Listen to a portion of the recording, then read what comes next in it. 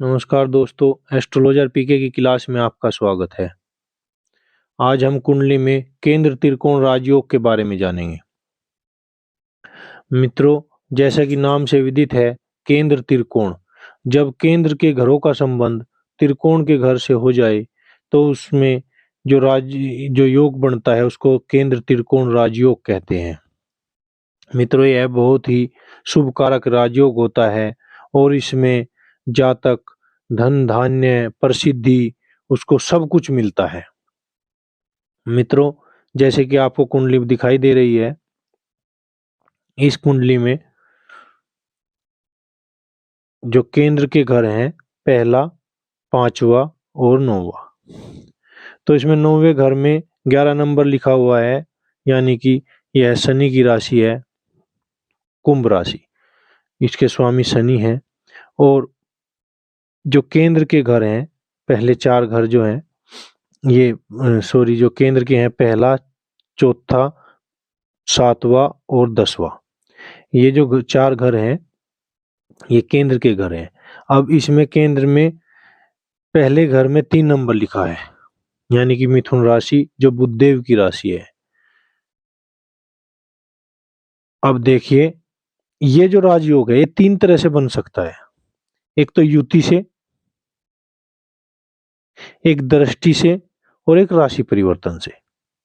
यानी कि जो इनके घरों के मालिक है, केंद्र के और त्रिकोण के, अगर वे साथ में बैठ जाए तो युति हो गई, तो युति से बन गया। ठीक है, जैसे इसमें है, पहला है, पहले भाग को हम लेते हैं, युति को ही लेते हैं। तो इसमें केंद्र का घर 10वां और 9वां, तो 9वें घर के मालिक जो है शनिदेव है और 10वें घर के मालिक गुरुदेव है। और शनि और गुरुदेव एक साथ पहले घर में बैठ गए लग्न में, तो इस प्रकार से शनि और गुरु की युति हो गई। तो युति से जो है 10वें और 9वें घर का संबंध, केंद्र के और त्रिकोण के घर का संबंध युति से हो गया। युति हो गई, दोनों की एक साथ बैठ गए, तो इस प्रकार से यहाँ पर केंद्र त्रिकोण राजयोग बनेगा।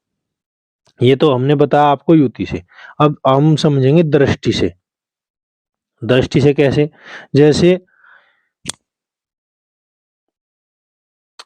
यानी कि दोनों ग्रह जो केंद्र और त्रिकोण के मालिक ग्रह हैं, वे दोनों एक दूसरे को देख ले, एक दूसरे पर उनकी दृष्टि पड़ जाए। जैसे शुक्रदेव है, यहाँ पर 5वां घर है त्रिकोण का, और इसके जो मालिक हैं वो शुक्रदेव है।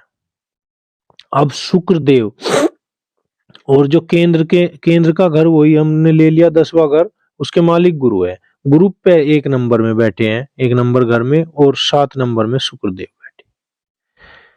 तो केंद्र और त्रिकोण के जो मालिक हैं, गुरु और शुक्र, दोनों, गुरु की 7वीं दृष्टि शुक्र पर पड़ रही है और शुक्र की 7वीं दृष्टि गुरु पर पड़ रही है, तो ये दृष्टि संबंध हो गया दोनों का।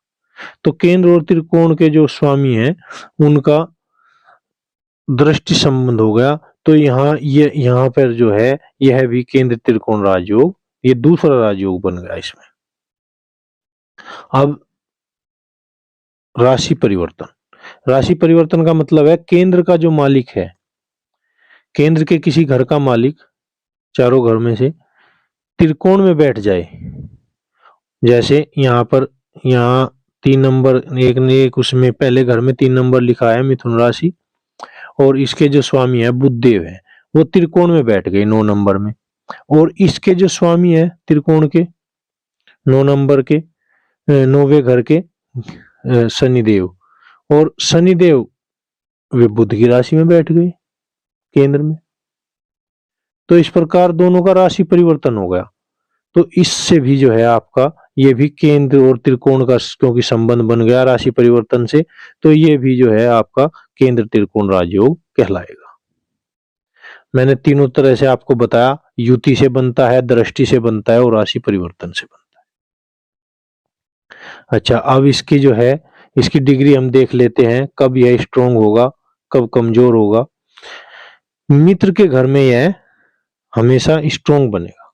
अगर युति जैसे मित्र के घर में बन रही है, जैसे यहाँ पर गुरु और शनि की युति जो है मिथुन लग्न में बन रही है, और इसके स्वामी है बुधदेव, बुधदेव शनि के भी मित्र हैं और गुरु के भी मित्र हैं, तो ये मित्र के घर में बनी, तो इसलिए यह स्ट्रोंग राजयोग बनेगा।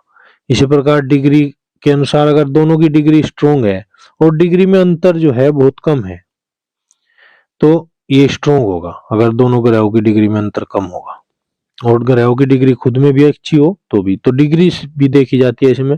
और एक उच्च का हो तो भी स्ट्रोंग होगा। इनमें से अगर एक उच्च का रहेगा तो भी स्ट्रोंग होगा। अस्त होने पर कमजोर हो जाएगा। अगर कोई सा ग्रह अस्त है तो यह बहुत नाम मात्र का ही राजयोग रह जाएगा। महादशा और अंतरदशा में जब दोनों की चलेगी तो उसमें ये जो है बहुत अच्छे फल देंगे, बहुत ही योग कारक होंगे। तो इस प्रकार आज हमने केंद्र त्रिकोण राजयोग के बारे में जाना।